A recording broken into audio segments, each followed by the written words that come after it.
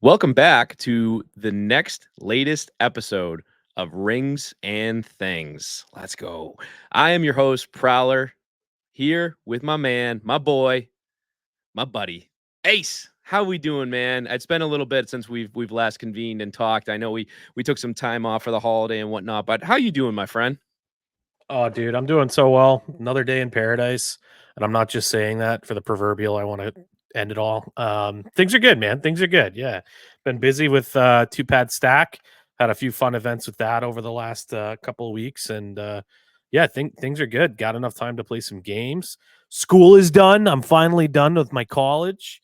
Let's So getting go. my degree there finally. So I don't have to worry about studying on the weekends. Yeah, life's good, buddy. How have you been? I'm good. I'm good. I actually, believe it or not, I had some time off around 4th of July and just enjoyed myself and actually took the time to settle myself in with my whole streaming adventure that I've been on so far. I didn't realize I've been affiliate for almost 6 months on Twitch now, which didn't even realize it until somebody actually subscribed to me recently. I think it was my cousin Slum. So shout out to her if she's listening. But yeah, I just jumped in, and Steam lately has had their summer sale, which of course Mm. everybody on the planet always spends a buttload of money that they shouldn't on games that they're either A, never going to play, or B, you've already played 1,000 times. But we're all creatures of habit. We got to go out and buy some stuff. But for myself, I went out and I purchased a whole bunch of old Sonic games that I put on my PC, which is ironic because I still have all of them on my Genesis, my Dreamcast, but it's actually harder to find a TV that works with my older consoles these days. So like PC is just the easiest way to go. Right. But again, I downloaded Sonic Adventure 2, and oh my god, I was tied to be fit, or fit to be tied. There we go. Words, they work well. Because it was like 2 hours I spent trying to mod this thing, doing everything I can, and my PC was just like, bro, we do not want to play this Dreamcast game. It is not happening for me right now. But yeah, that's what's going on with me. So, what games have you been playing? Have you, with school done? I'm assuming you're jumping on the wagon of a whole bunch of different games right now, right? Oh yeah, man. Like I'm still playing a little bit of Dark and Darker here and there, a little bit of Apex Legends, like I said before, but I managed to how do I say this? I relapsed. Okay. And I booted Baldur's Gate 3 back up and I Ooh. created a new character and a brand new play style. And man, I didn't even notice this, but with Baldur's Gate 3, they have added so many like new little pieces of flavor in the storylines, new quests, stuff I never even came close to running into in my first playthrough. It's like been an entirely brand new game. And I said this before, last year Baldur's Gate 3 was my game of the year. And the fact that I can go through another playthrough, I'm about 20 hours in and am absolutely hooked again on a story that I've already experienced. Just amazing, compelling stuff. I mean, that is got to be the gold standard for AAA games moving forward, and it'll be really interesting to see if Dragon Age can stack up to it. Yeah, like I think I don't know if I touched on in this podcast or not, but I do have Baldur's Gate 3, and I tried it at one point a few months ago, and it seems like such a cool concept, and the whole D&D universe for me personally. I was always intrigued by it, but I never dove into it when I was younger Yeah, and all that. But yeah. like I heard so many good things about Baldur's Gate 3 that I pulled the trigger and I bought it. And one of these days where I'm gonna get like vacation from work or something, and I'm just gonna sit down and I'm gonna shut off my phone and just ignore the planet and just dive into Baldur's Gate 3 and finally play the shit out of that game. So they also have a multiplayer component in Baldur's Gate 3, which is really cool. So Okay. you are still in the world doing the same mainline story. There's only one story, but you're able to experience the story with another person that creates their own custom character, their own background, everything like that, which is a lot of fun. The only problem is coordinating the times to play with everyone else because it's such an engrossing narrative. I mean, I've got some buddies that are streamers. Shout out to Cage Matic, a bouncy ferret, Pizzelle, and then Rona Gatling. All four of them do a stream on Tuesday nights where they all just jump into Faerun together and they stream their adventures in Baldur's Gate 3. So if you get a chance to check out the multiplayer mode in Baldur's Gate 3, I highly recommend that as well. And, you know, it may be even something now that I have some free time from school, maybe because I have actually just received news that I'm about at my 1-year affiliate anniversary, despite the Let's fact that I go. haven't streamed in like 10 months. Um, so maybe that's something that I'll put together on my Twitch account over there as I make my triumphant return to Twitch. I love it. I can't wait, and you're gonna have to let me know as soon as you do, because like I said, I'll jump in with that with you for sure. We'll dive into the madness together. I actually have some friends as well. Like I was saying, my cousin Slum Drop Button. She likes to. I don't know if she streams it so much. She plays it, and then shout out to Zoom Lion, her amazing husband, my other cousin, and then Arcane Hemlock, a bunch of other streamers that I know. They play it a lot. I don't know if they stream it as much anymore, but like I said, they still play it all the time, and they talk about it endlessly. And like I said, that's what piqued my interest earlier for me purchasing the game in the first place. Yeah. And Have you you talk about ever the whole. Oh, go ahead, go go ahead. ahead. I'll I was jump gonna. in after. Oh, you're good. I was gonna say we're talking about the whole multiplayer thing. We're getting ahead of ourselves, Oh but yeah, yeah. there's So yo, before you segue, yeah. just curious, have you so you mentioned you've been interested in Dungeons and Dragons, but have you ever actually played?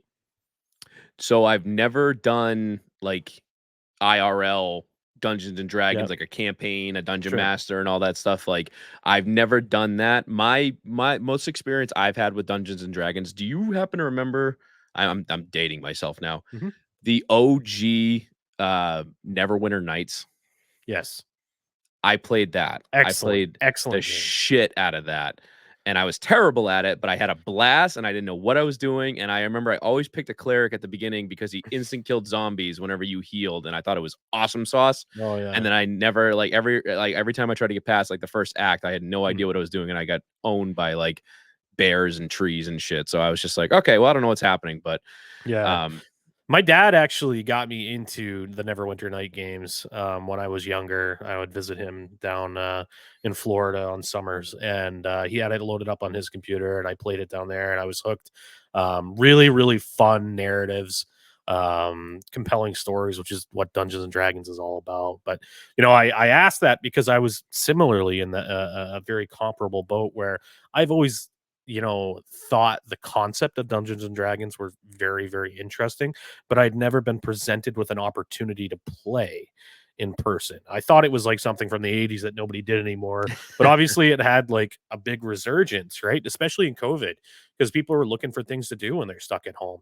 So I ended up finding my own campaign online, and that was how I got my first exposure to Dungeons and Dragons. And I've since then been fortunate enough to find a campaign to play a little bit in person, and it's a really really fun thing. And back to Baldur's Gate 3, and we're gonna move off this topic here, guys, soon. I just love this game so much. But the thing with Baldur's Gate 3 is that they just announced that they were releasing modding support for it, a modding toolkit, and that ooh, universe could be like the best way to build out a custom campaign for a dungeon master that wants to invest the time in crafting their own narrative. Like being able to use that universe, the world building, the animation, everything like that, the built-in D&D rolling system in the game. I am so stoked to see what some of the community creations come out of the new modding toolkit for Baldur's Gate 3. that's awesome. I actually recently I was on social media and I think I saw on Instagram or something where a guy who was a dungeon master for like I said IRL like Mhm. D&D set up a room where he put like a TV inside of a table and did Yeah. like a setup for like the actual campaign and stuff, and it was like Yep. lava flowing with skulls everywhere, and I was like, dude, like it got me jacked up. I was like, I want to go fucking play and I don't even know what I'm Yeah, doing. Like dude. I want to do that. But no, I was laughing because you were talking about the multiplayer aspect, and we're Yeah. real quickly, not to tease everybody, but we're going to talk about a game we played together recently, Chained Together. We're going to get So to much that, fun. but before we do, I gotta rewind the tape a little bit because you mentioned another game that's Mm. not so much D&D, but it made me depressed, and I'm trying to think of another acronym for the other D. I don't know. Dangry. That's what I'll go with because I can't think of anything right now. Because dark and darker, okay? Dark and darker. Ah, I got yes. fucking pissed. Okay. I'm just gonna go in on this right now because you mentioned it. I gotta say it because I took your advice from the other episode where you talked about it and you were like, you gotta play this game. It's just like Escape from Tarkov, except it's fantasy. And I'm like, I had a really bad experience with Tarkov, and I don't know if I want to do this to myself. I fucking said, you know what? I'm gonna do it. I downloaded it. I've downloaded the free version. I'm probably gonna be a sucker and buy the paid version, which is fine because it's actually it seems like it's a really fun, interesting game. But my man, I got fucking rocked when I played that game because I stupidly, just like I did with Tarkov, I didn't look up anything prior to diving into the game other than the information you told me on this podcast, which is like, hey, it's all amazing. You can pick this guy and do Really this and surface smoke level it. stuff. Oh my god. So I go in, and within 10 seconds, I'm getting smoked by a skeleton with like a pole or like a staff or something. And I'm like, all right, well, this is fun. Second round, I dive in. Some other players, a rogue, turns invisible and stabs me 14 times in the back. And I'm like, okay, again, super fun. And then the third time, I'm like running around. I'm like, okay, let's be smart. Let's figure this shit out. I'm getting some good loot. I'm like, all right, here we go. Have no idea how to extract out of this game. Next thing I know, I got 17 fucking mummies and skeletons chasing me, and they just beat me to death. And I'm like, all right, I'm not playing this game again until I learn a thing or two about Dark and Darker. So that was another experience that I had recently, and I just wanted to throw it back to you because I know you love Dark and Darker, and if that's a game that we got to play multiplayer with, we got to do that because I'm going to lose my shit if I go back into that solo again, not knowing what I'm doing. Yeah, well, as a level 34 cleric, which is not very high, by the way, a lot of sweats in that game will let me know that I have no idea what the fuck I'm doing in Dark and Darker. But if you're playing fighter, you gotta have a healer, buddy. Because the thing is with the AI in that game, each one of them have very predefined like move sets that they do, and they Mhm. have very simplistic AI based behavior. So once you know what they do, there are ways to like evade the attacks. So like certain like a skeleton spearman will do a thrust and then a swipe. So you got to like move to the right with a thrust and like jump if there's a swipe. And once you know everything's like skill sets, you're able to easily evade it. But it is not forgiving whatsoever until you learn what those behaviors are. And especially if you're a character that doesn't have any regeneration abilities, it's definitely going to put you in a little bit of a pickle for sure. But yeah, definitely. Let's play some Dark and Darker. Like I said, I need the whole healing thing was like bamboozling me as well. I mean, not to drop an Apex line there for you, but yeah, I got smoked, and then like I see my red like health bar down below, and it's like a quarter's left. That's like the bright red, and then the rest is like all grayed out, and I'm like, what the hell do I do with this? So I'm chugging some And potions. That's not yeah, yeah. doing anything. Then it's like, oh, hit G to rest. So I'm like, oh, I can rest, and it's like 30 seconds go by and a sliver of my health come back. I'm like, what the fuck is you, this you shit? sit down to regenerate your health, and it's like that SpongeBob meme. One eternity later. That is spot on to my first experience with Dark and Dark. But like I said, I'm gonna go in again. I'm gonna have fun with it. It's definitely it doesn't seem like it's as much of a brutal game as Tarkov, but it definitely, like you said, is not forgiving by any means. But then to really quickly just jump on another game that I've been playing, and Mm, I'm trying to decide if I'm gonna actually finish the game or not. I did have a lot of fun when I first started it up, and it kind of like is I compared it to a almost like a Dark Souls slash Devil May Cry type of game is Stellar Blade that came out a few months ago now. It's a little bit of an older game, not okay. older in terms of Two when it was months. Yeah, it's released. Yeah. old. But I've just been every once in a while I dive back into it and it's like I have so much fun with it, and then I get like to a point where I'm just like, can I just like be done with this already? Because they put so many side quests in there. The open areas are so massive in the game where it's like I feel like the devs were kind of just trying to puff their chest out to be like, look how big we can make this area with nothing in it, but you got to run Yeah, like that's 10 miles to go get to the next enemy. And you're like, what the? And you don't yeah. even have like a fast travel system in there. So it's like, I don't know. It's Yeah. I haven't Stellar played that Blade. game, but that's my thing about open world games, right? It's easy enough to install like a plugin that does procedural world generation. Everything Mm, you do is unique and different. It doesn't matter if there's nothing to actually do in that world. Like if yep. I have to run for 15 minutes just to get to a mob that I'm supposed to kill, or there's no story or nothing to interact with, it doesn't move the needle for me. And that was my biggest gripe about Destiny. I said that before, is that it was supposed to be an open world, but it was linear. And Bungie obviously made some, here I am singing their praises. Bungie made some sacrifices to build a compelling storyline, and in order to keep the players in an experience that they could control and manage with their expert narrative creations, they had to limit that and make it a little bit more linear. Games that don't do that, it's just awful. And you can take a beautiful screenshot, but I'm not going to be playing the game more than 5 hours. Yeah. Yeah, like I said, the biggest thing, and I don't want the Stellar Blade fans out there to come after me. I do enjoy the game for the most part, and there are Mhm. definitely some linear levels that like I think they do like pretty good with, but Yeah. it's just one of those games that I think over time I'll probably end up finishing it. Whether I definitely won't be 100%ing it, I can tell you Yep. that. And I'm sometimes I'm a completionist. That's a whole nother debate to get into at another time. But yeah, so like I said, Sonic I games for me. Oh, go ahead. I feel like the completionist stuff, I feel like, and some Xbox people might correct me here, I feel like that's really PlayStation centric. A lot of those people are like, "I'm gonna 100% the game. I'm gonna get a platinum trophy." I don't Really? really give a shit. Like, I just wanna experience a good story, good gameplay. Like, yeah, there's no trophies on the Xbox ecosystem. There's Yeah. achievements, but you don't get, like, an achievement for getting all the achievements. There's nothing like that. So, Ah, it does definitely interesting. seem like the fascination with completionism is definitely a little bit more prevalent on the PlayStation side of the gaming ecosystem than other ones. Before you move on, are we still? Do you have a point about the whole PlayStation completionist stuff? Oh, no, no, no, like I said, we can talk about that at another point. I just for Okay, me as a resident, was it soy boy as you called me before, which I'll gladly wear that title. Sony soy boy, yeah, So something like that. Sony Soul Boy. For me, just real quickly, I find that it's very specific games that I really want to get. Like Okay, I tend to look at the list of like what the achievements are, and it's like, yeah, okay, if it's doable in like one run, like I'm probably gonna do it. But like mhm, you, for me personally, and then we'll move on after this. The minute I see you put in a trophy that says beat the game on 13 different difficulty levels or beat the game on new game right. plus or this and where they force you to replay it again, I'm just like I'm out because it's like now you're forcing me to play it.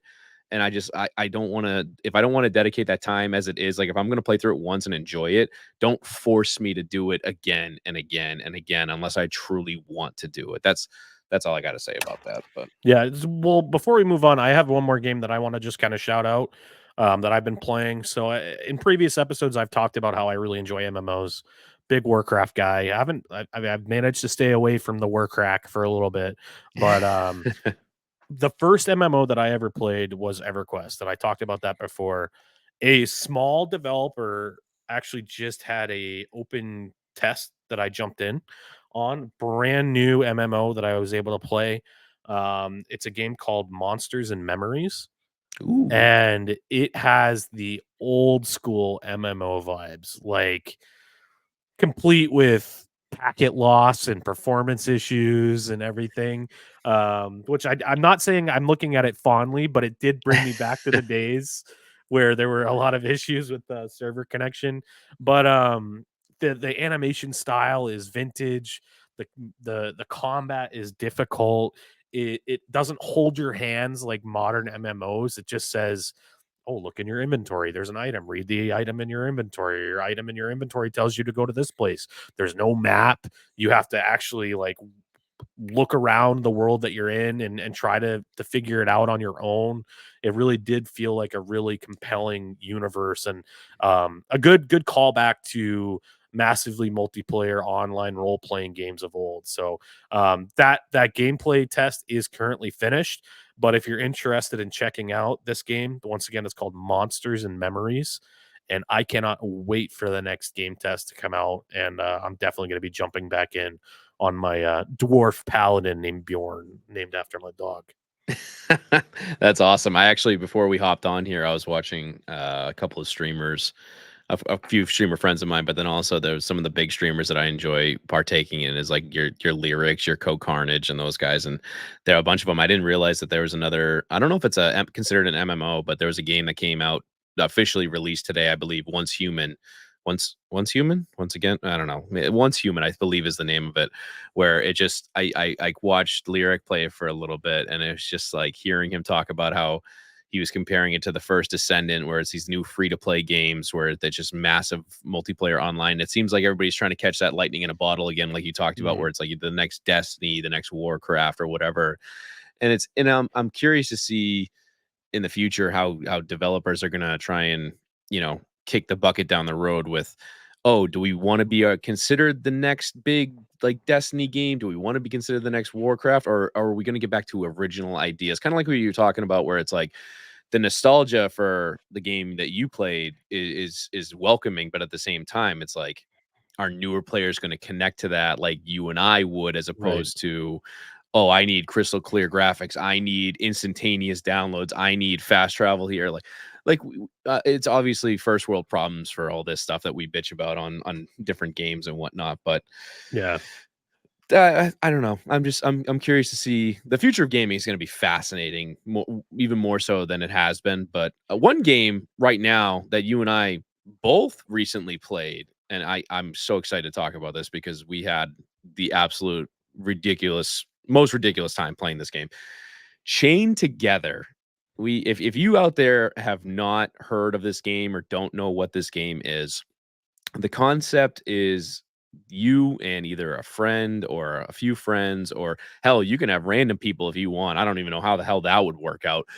You select different characters and you're literally chained together, and you're trying to escape the depths of hell by climbing up the most ridiculous scenario known to man, I believe. I believe it was very heavily inspired by the game Only Up, which was Mm. a mass craze game, I want to say maybe 6 months ago or something like that, which ironically, I actually looked up to see after we played that to see if it was still available, and I think for some reason it was delisted, and I'm not I gotta look into that to find out exactly the reasoning behind that. But anyway, Chained Together is just I think the best way that to describe it is it's a phenomenal way to lose some of your best friends.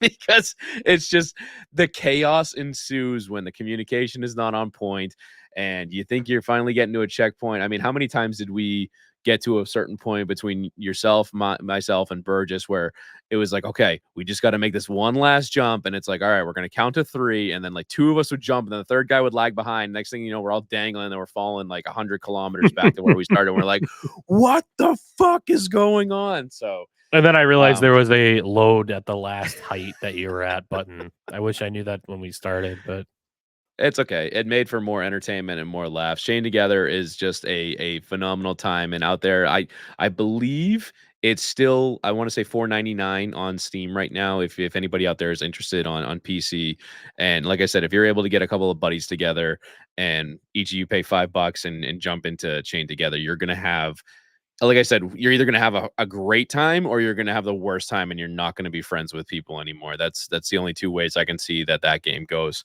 But Ace, before we move on from Chained Together, I kind of this jogs the gears in my head a little bit where I'm considering the whole multiplayer versus single player and kind of going back to what I was talking about with how the games of the future are going to be dictated towards either one or the other. And I guess my conversation I want to have with you is I typically find myself playing a lot of single player games. I love playing games for the story, the yeah. characters.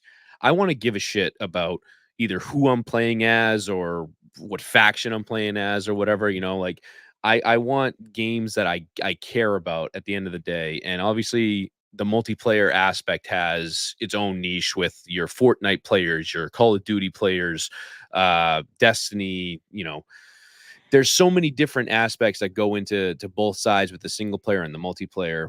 And obviously, like I said, I'm typically a single player guy, but I had a phenomenal time playing Chained Together, a multiplayer game, specifically Yeah. with you and Burge the other night.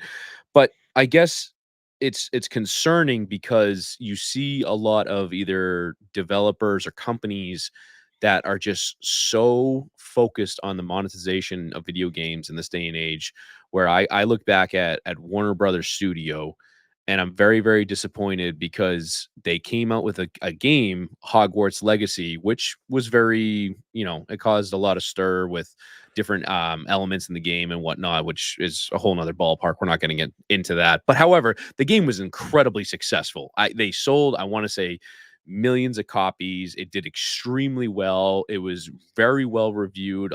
Actually, a lot of people, believe it or not, had it as their game of the year. I believe it was last year when it came out, if I'm not mistaken.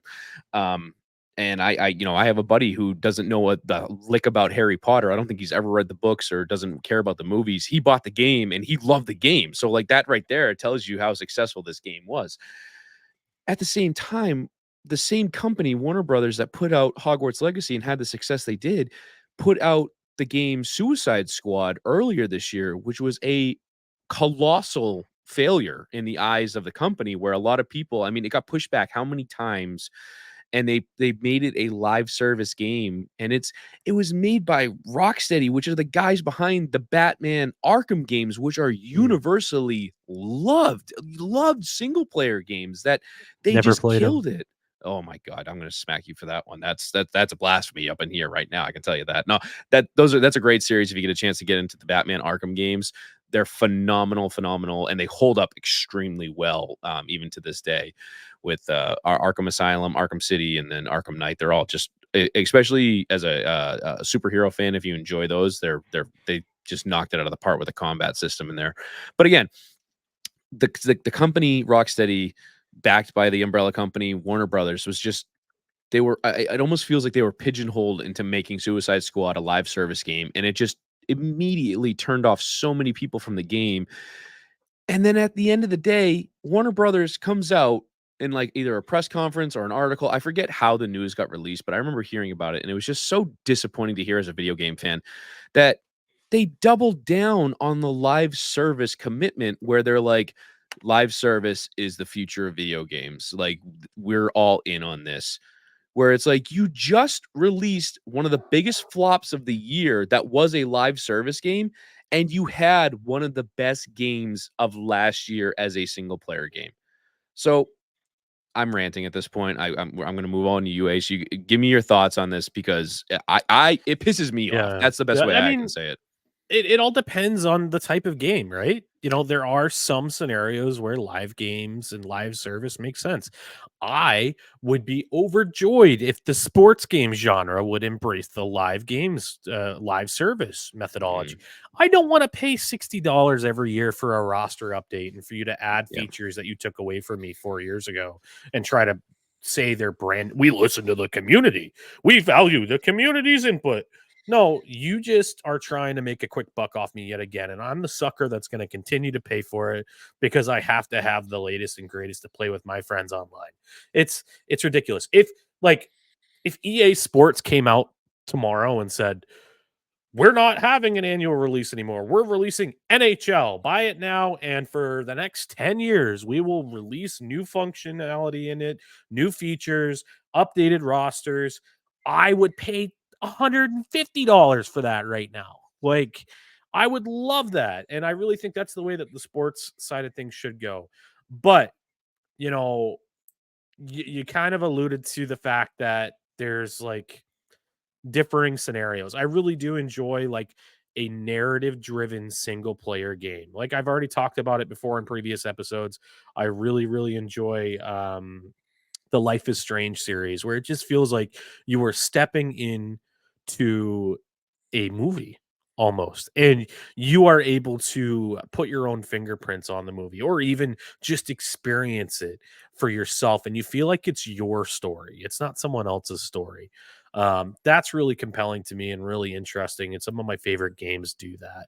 And I didn't really get super sucked into Hogwarts Legacy, but they were able to have people that obviously really cared about that setting, really cared about the world building and the lore behind the universe.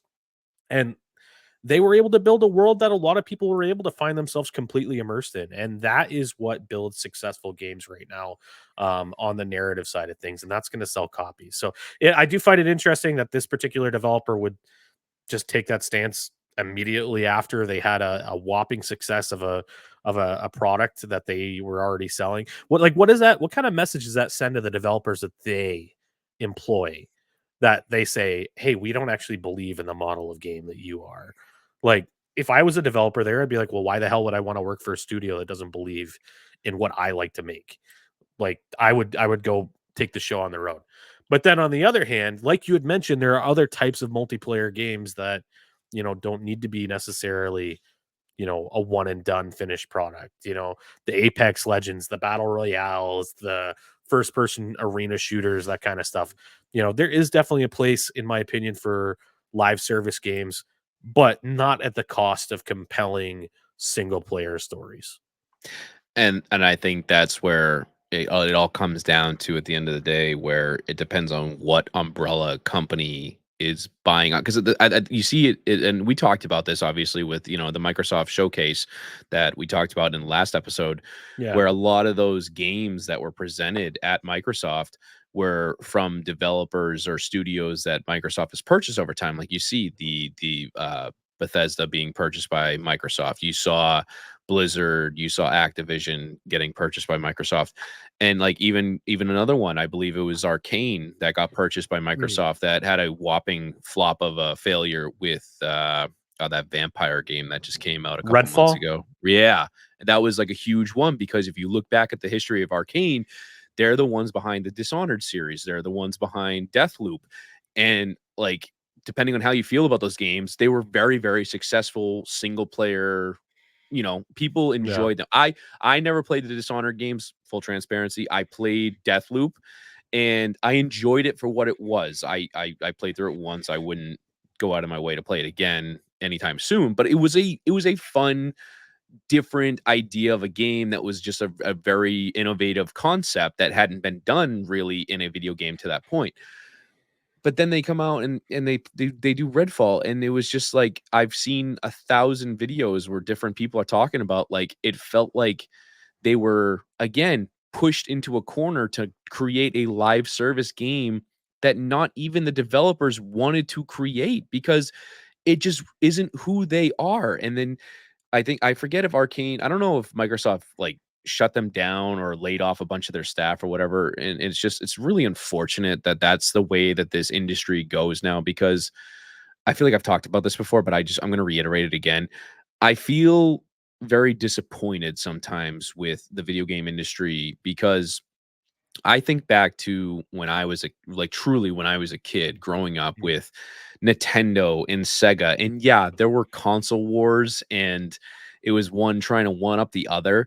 But at the end of the day, they made great games. That Yeah. was the biggest thing. And it wasn't about trying to make as on the surface, it didn't seem like it was about making as much money as possible. It was just let's get stuff into people's living rooms that are going to bring people together, that people are going to enjoy playing. Like, I couldn't tell you the amount of times I played Sonic the Hedgehog on Sega Genesis. I'm surprised I didn't wear out the cartridge because I played it so many times, either by myself or with my friends or whatever. Yeah.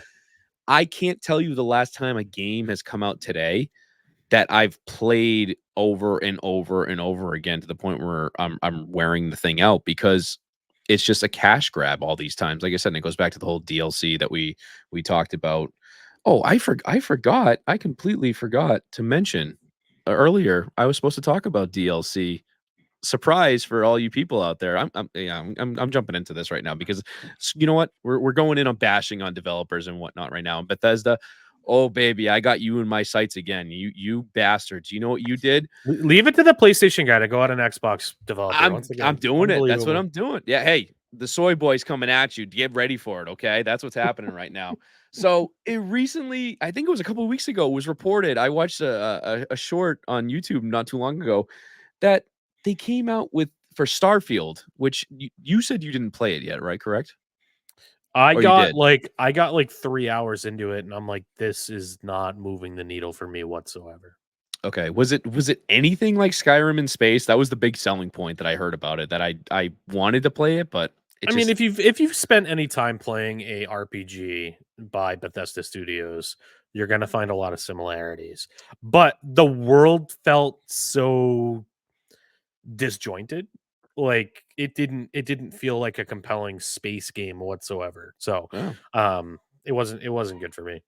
okay. Well, speaking of not compelling, the guys at Bethesda again, they came out with their first DLC for Starfield recently, and I Was guess it the was it concept. ship armor? I mean, it might be. It might be at this point. It's going to go down in infamy, I think, as bad as the horse armor at this point because it was a $7 mission from what I'm understanding. You pay $7 to buy essentially a mission you can do in the game, which is just baffling to me that we're skipping the whole DLC with expansion packs now. We're just buying fucking missions, which why? I Why had is never even that? heard of that. That's I mind-boggling. I really hope that doesn't become a trend because oh boy, you want to see me pissed off. Make me pay $70 for a game and then every other week I got to pay 5 or $10 to play a new mission or something like No that. Like way. could you imagine Baldur's Gate? Imagine Baldur's Gate 3. You beat there's acts in it, right? Or Yep. chapters. Yep, there's 3 acts. Imagine you beat the first one and then it's like, okay, pay 19.99 to go to No, the next one. you can go get yeah. Exactly. Exactly. Yep. The whole point behind my second rant of the show now is that they're making you pay $7 for this mission that from what I understand is not even a extremely long mission in the game. The worst part about it is at the end of the mission, if you do take the time to pay the money and play through the mission, you get a gun in the game that in its current state, I don't know real time. I haven't checked into it honestly because I don't have the game and I don't But care even at enough. release, the point stands. The gun doesn't reload after you use it. It's bugged, yeah. The gun doesn't fucking reload. What planet are we living in that you pay money to play a new mission in a game that you've already paid Listen potentially full price for? listen, And like, I work for a software company, and if any company, whether it's 4 people, 10 people, 20 people, 2,000 people, I'm gonna say Bethesda's probably, in the middle of that. If mm, they put out software that doesn't work on release, there's no reason for that. You have an army of game testers. You have an army of QA people. How the hell did that not get checked before it got out the door? Unbelievable. I I'm sorry, Prowler. I interrupted you. no, no, no, you're good. It's just I don't understand that, especially in this day and age where you see I get I guess I would say I understand when companies are rushed and there's deadlines to meet and games are launched in buggy states and there's day one patches everywhere. I can't tell you the last time I tried to play a game that didn't have a day one patch, immediately throwing it into the PlayStation or downloading it on PC. But it's it's such an unfortunate thing that you see so many companies fall squarely on their face when they do this kind of stuff. And like you think Bethesda would learn with the infamousy of the horse armor, where now you're paying more money for stuff that probably should have been in the game in the first place. And the reward doesn't even work when you unlock it. It just, what are we doing? What are we Yeah. doing, guys? And I know that there's budgets, and I know that we talked about the umbrella companies are buying these things up and laying off people, which I never want to see. But it's just I wish we could find a way to make video games about video games again. And I Yeah. understand money is always going to be the king of everything. I understand that, but like I miss when Sonic the Hedgehog was considered one of the best games out there. The original Super Mario's, like, I don't like, those were a Halo. blast to play. Halo, it's right like, so many of these games where we don't everything is just a cash grab now, and it's Yeah. between even like you It's talked awful. about the sports stuff. Like, you even said, like, Yep. if they came out with a almost like a subscription service that people Yeah. would pay it, but, like, back when we played Madden on, like, PS2 and N64 when it originally came out, like, there was no updates. Like, the roster was what it was when you got that game. Like, Yeah. if a guy got traded during the season, if you unless you did it in the game and saved it on your memory card, which if you don't know what a memory card is, you're probably too young to be listening to You're the show probably right listening now. to the wrong podcast, yeah. Oh, man. All You're right, I'm literally getting too young to be listening to our podcast. yeah, We're gonna I'm go hit getting the off the Gwitty. I'm Yeah. getting off the rails now at this point. I don't know. Is there anything I else you I have a wanted to touch 10-year-old, on? dude. I can talk about this. Like, anything they wanna go over for the little kid shit, I'm down, dude. Like, let's Perfect. talk Fortnite. We can talk Roblox. I'm down. Like, Minecraft?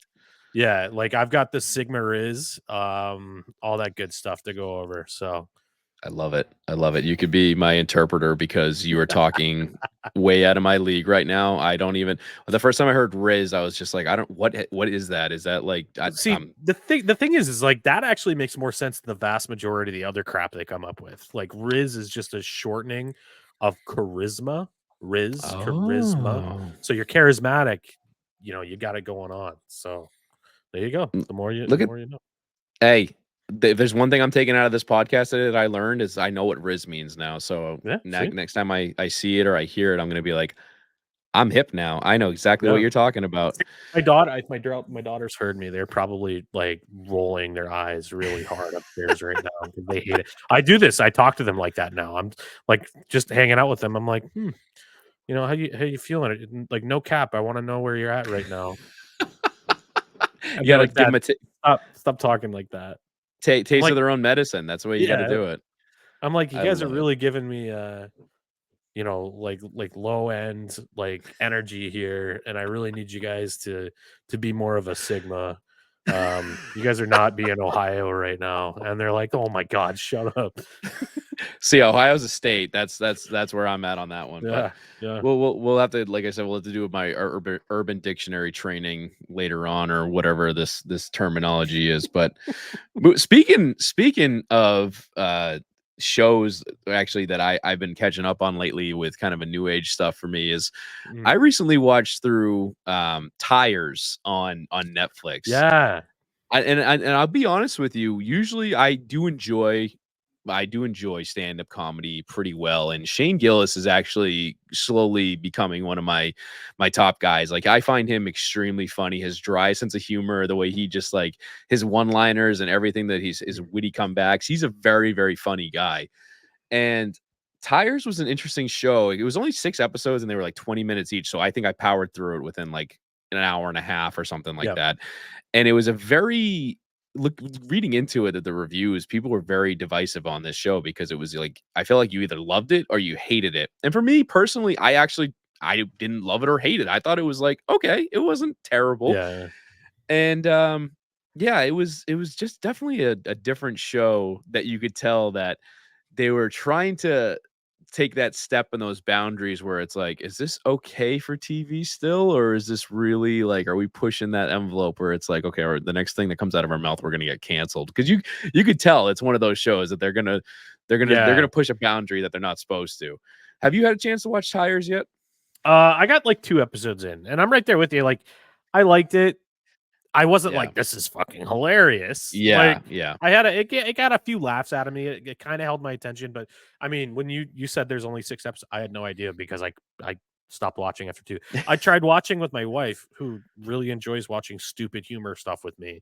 Like, think back to, like, Grandma's Boy and, like, Happy Yes. Madison films, like, Mhm. Happy Gilmore and Billy Madison and, Euro Trip and those types of movies. Let's go. Scotty I doesn't know. I you Yeah, yeah. That's my jam So, right there. Sorry. Anyway, but she sorry to couldn't ruin do it. everybody's ears with my singing. She couldn't do it. She couldn't get into Tires. She's like, "I have no interest in watching this." And, if I'm upstairs when the family's still up, like, it needs to be something that at least somebody else has an interest in. So, Yeah. no, we got done with, like, that show after 2 episodes, and it was okay. And then I watched the roast of Tom Brady, and I saw, like, 3 of the actors from the show at the Yep. roast. And I was like, "Oh, I know that guy from Tires." That Yep. was kind of Yeah, funny. that's their big thing is Netflix is really pushing. I think the way that they're doing it now is if you sign like a contract comedy wise where you do like stand up through Netflix that they want to push them into a lot of other stuff that's going on right now. But like I said, it'll be interesting to see what happens with the show. They did greenlight it for a second season. It actually Okay. said it like I finished the 6th episode and it's like Tires is coming back and I was like, well, whether I return to it or not, we'll Yay. see. Yeah, I like I said, it was just something to watch really quickly, and if you enjoy that kind of humor, it's out there for you. But the only other thing really like lately that I've been watching with my time off is I slowly and shout out again to Arcane Hemlock and my boy YZ. Uh, they're big old One Piece fans. The anime. I know they got the live action show and all that right now. I've just gotten recently into it, and I'm about 20 episodes in, and it's definitely It's new for me. I was a big I don't know if this speaks to you, Ace, but I was a big old Dragon Ball Z guy back in the day growing up, and that was like really my anime of choice growing Prowler, what up. does a scouter say about his power level? Power level of 3,000. Oh my What god. 9,000? What Yeah. 9,000? It's So over that was 9,000. Sorry. no, you're good. That was my shit back in the day. I watched the OG Dragon Ball, and then I went into Dragon Ball Z. So like I stopped after Dragon Ball Z. So all this new Super Caillou or whatever the hell they call it now. I haven't caught up on any of that. But I got to admit, with One Piece, I was a little taken aback because they recommended it to me, and it's like over 1,000 episodes at this point. But I think they've been going for like 23 seasons. And I actually talked to a few guys at work that are like big into One Piece as well. And it seems like a lot of people out there are One Piece fans. So I'm excited to keep watching the show. I'm definitely a super newbie with it. So please don't come at me Mhm. for characters and stuff. Like I'm learning. I'm slowly but surely learning. So One Piece, I'm excited to keep going into it. Anything you've been watching, Ace? Other than I know we got Yeah. our acolytes and we got our House of Dragons. Anything else going on with you? Not really.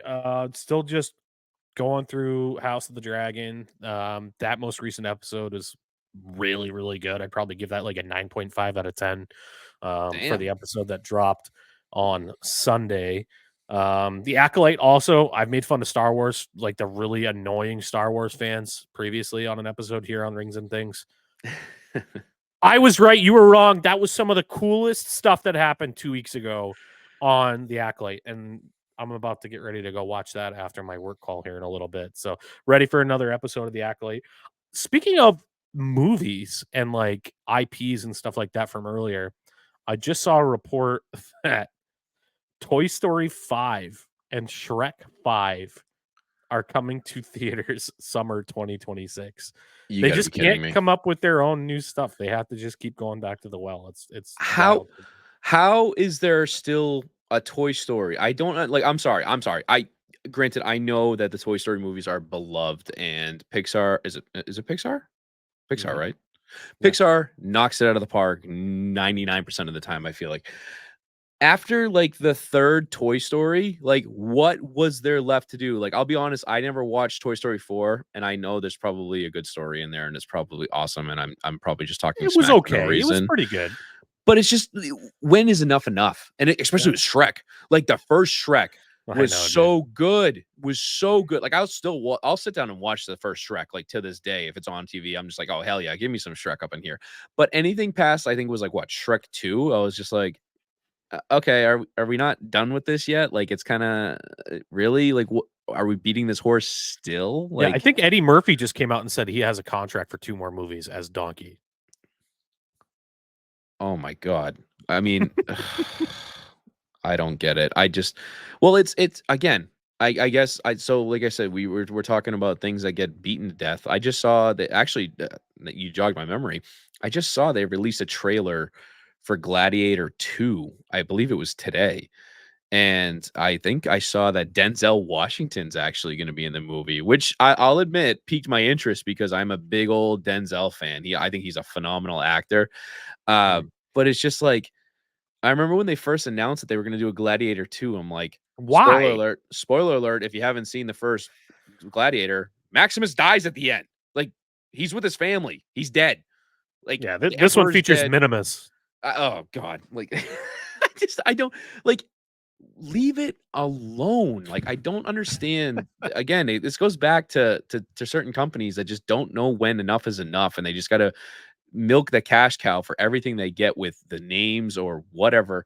And it's just Gladiator was such a masterpiece for the Yeah. time and when it came out, and it's Are you just not entertained? I'm very my interest is peaked on Gladiator 2. Will I be clamoring to go see it day 1? Probably not. Will I eventually watch it at some point? Most likely. But it's just I feel like there's some movies out there that they do so well with the first one and then any sequels that just they force down your throat like I don't know. I just like for me like I just think back really quickly, right? So Jurassic Park, for instance, like the first movie for me is I consider that one of the greatest movies ever. The first Yeah. one, because it Yeah. was so It was good. Like groundbreaking. I still think the graphics hold up better today than a lot of graphics that come out in movies like CGI or anything. Like it's just it's the first time you see the dinosaurs as a kid, I like shit my pants. I was like, that's a dinosaur. They're real. That's a dinosaur they filmed right there. Like that's not CGI. That's a real dinosaur. So that was so good. And then the Lost World was so eh. And then the third one was and Yeah. then it just felt like Jurassic World retreaded that all over again, where the first one Right. was really, really cool. It had a good story. It was like essentially it was like Park 2.0, but at Yeah. least it had a cool concept with the mixing of the Dominus Rex with the Velociraptors and the T Rex kind of thing. And then if they had just stopped at the first Jurassic World, I would have been like, cool. Like that was just a cool movie to do, like on its own. It's a continuation, whatever you want to call it. And then what was it? Jurassic World, Lost Dominion, and then the last Yeah. one, I it was just just like I uh, can't. I agree, and I'm the sucker that went and watched them because it's Jurassic Park, it's Jurassic World. I got to see what happens, and it was just like you leave the theater and you're like, why? Yeah. Why did I go watch that? Why did I watch that? Why did I watch that? Sorry. Anyways, are you a Tolkien guy? Do you like Oh yeah, Lord of the oh Rings? yeah. I so So actually, speaking well, of, oh, go go ahead. ahead. Yeah, Go ahead. No, I was no, gonna say, no. well, real quick, I've seen all the Lord of the Rings, I've seen all the Hobbits. Yeah. I have not watched the Ring of Power. The Rings of That's what I'm Rings of about to Power. ask you I about as a apologize. Tolkien Yeah. guy. Yeah. I've heard mixed things about that, if I'm being honest with you. So Yeah. I didn't get a chance to sit down and watch that yet. Is Every it one of worth my watching? buddies that really love the Tolkien universe abhor this show because of all of the liberties that the Amazon writers have taken with the lore. They've just disregarded it. And I'm not a big Tolkien guy, so I can't talk about this in an educated way. I was Okay. one of the teenagers that sat down and binged the shit out of the Lord of the Rings movies, and I played the crap out of like the Battle of Helm's Deep in the Two video Towers. game. Oh my Let's god, it was go. so good, dude. So good. Yes. Yes. Um, the game leaves my spirit animal. I cannot bridge the gap. You have to toss me. You have to toss me. He like says it quietly so nobody else hears him. I love it. Him and Legolas when they're like competing So against each other, where good. he's like they're counting. He's like, that's five. Still And only Legolas counts as one. 12, 13, 14, 15. He's just sniping bitches with his arrow. I fucking So love that good, stuff. dude. Yes, yes. But yeah, no, I like I said, for me personally, Token, like I'm not. I read the books. I've read all of them. I read the Hobbit and the Lord of the Rings. The whole Did you read trilogy. It's the Silmarillion or however you say that? no, The no. Silmarillion? Okay. I read the four, like the OGs, like the Hobbit, and then all through those, just because I'm a big book nerd, and I enjoyed the movies for what they were. Like I had no qualms with the movies. I thought the only thing that I kind of was like about was the fact that they forced three Hobbit movies when they really probably could have just done one or two. Because I remember reading when I read The Hobbit as a kid. I think my dad told me that Tolkien actually wrote it as like it's supposed to be like a kid's book, which is kind of messed up thinking back on it, like some of the shit that was in that book. But it's like, Well, you look back at the OG like animated one.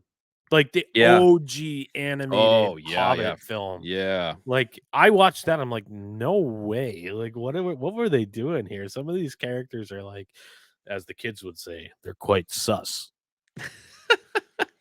Yeah, I've never I mean I've seen clips of that. I don't think I've ever actually sat down and watched the OG film of the animated one, but like reading the books, I enjoyed them for what they were, and I'm not, I guess I see both sides of it, right? So it's like you have your diehards that are going to hold everything under a magnifying glass to see like, oh, you fucked up there, like you can't say that because that's not part of the lore or what have you.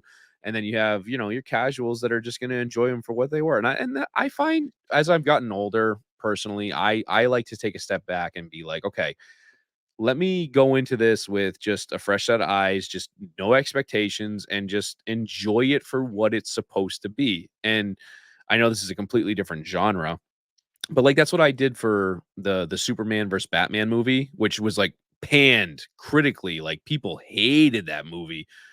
I went and saw it in theaters with a couple of buddies, and I was like, that was fun. Like, it wasn't like, yeah, it was dumb because it's all superheroes are dumb at the end of the day because none of it's realistic. But like, it was Wait, Superman what? versus Batman. Well, I mean, Superheroes aren't realistic? yeah, I know that's mind The boggling, right? boys, the superheroes are realistic. But no, it was just I enjoyed it for just the dumbness that it was, and Yeah, it was just yeah. you got people that pick things apart because they're like, Batman doesn't kill people, and Superman would never do that, and you're like, okay, well, who gives a shit? Like, did you enjoy it or not? If you didn't, shut up and move on with your life. And I Yeah, feel like we it's the can't same do thing with the that. Star Wars people, like, Right, and I'm right. there too, like, for a little bit there. Like, if you absolutely butcher a character that Hmm. is beloved, and they make somebody just because you're a director and you think it would be fun, make like a beloved character do something so out of character, like what they did with Luke Skywalker in the Rise of Yes. Skywalker. Like Ray, say what you want about her, the actress Daisy Ridley is fantastic. Hmm. The screenwriting and the story is not great, but she shows up, finally finds Luke, and he throws away a I'm done. I don't want to be a Jedi Master. The Jedi can die. Ugh. Luke would never Exactly. do that. Like, unbelievable. So I didn't mean to jump in, but like, Oh, you're just good. some of the liberties that filmmakers take to create their own story, like the focus groups or the people inside the realm of control of the IP, they need to be better stewards of the actual stuff.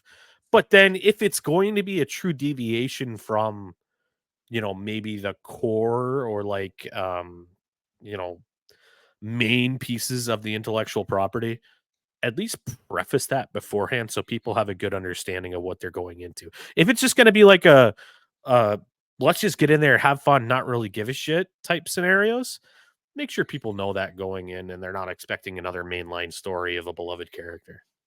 No, I agree. And like I said, that's the big thing is that difference between the nostalgia trip, right? Where you take those beloved characters that everybody knows and wants more stories from, but you gotta do something compelling that's either gonna be groundbreaking or really Yeah. gonna set them in a new path in a good way that, like you said, like it was such a slap in the face, like you said, for her to finally find Luke on the island and then he just throws his lightsaber away and you're just like, really? That's what I waited like a year and another movie for him to do Never that? mind a year, dude. Like you hadn't seen Luke Skywalker on screen for like 30 friggin' Yeah. years.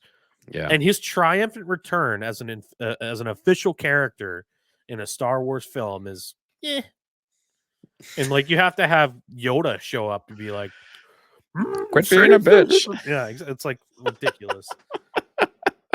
No, I agree. And like I said, it's just I want to see, especially where things are so stale and both goes to Yeah, Hollywood and both video games at this point where you see so many remasters or remakes or whatever and there's no real original ideas anymore. I think the big thing that we need to take a step back on is the critics need to realize that not everything is directed towards you as an individual as well. And that's a yeah. big thing that I think a lot of people lose. And I'll be the first to admit that I've looked at things through the lens of myself being like, that's trash. Why would you ever want that? Why would you watch that? Why would you do that? But then there's other people that are like, "Hey, I really, really enjoyed that." And I think the big difference is you don't find for me personally, like I enjoy reviews for when I'm looking for a product that I need to work for me, but when it comes to like something that I want to enjoy, I tend to stay away from the reviews because I don't want to be bogged down by being like, okay, if I'm excited about this game that's coming out, or if I'm excited about this movie that's coming out, and I go Yeah. in and I'm like, let me go check the reviews before I purchase my tickets or I buy the game, and I see 50, negative reviews with like, this is the worst thing ever, like blah blah blah. Like, I guess if it's like a technical standpoint, kind of like what we talked about with bugs or anything else like that, yeah, I want to know about that.